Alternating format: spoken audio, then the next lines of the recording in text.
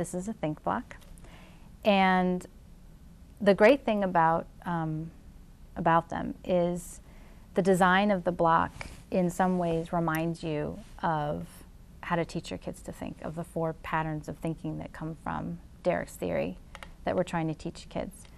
So the first thing that's really noticeable about them is they're white, and they're this distinct shape, and they're dry erasable.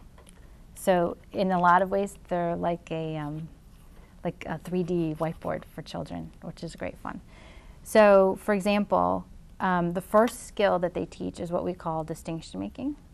And the reason that the blocks can do that is they're an object that you can hold in your hand. It's a distinct object, and you can write any idea on a block. So any idea. So I'll give you an example.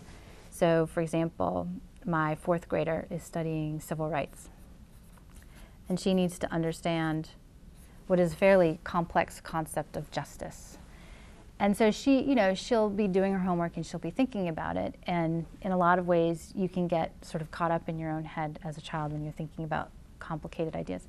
So you can take a ThinkBlock and you can say, okay, let's talk about this concept of justice. And by labeling this block justice, she's taking an idea out of her head and holding it in her hand. And now she can move it around, think about it differently or in a new and unique way.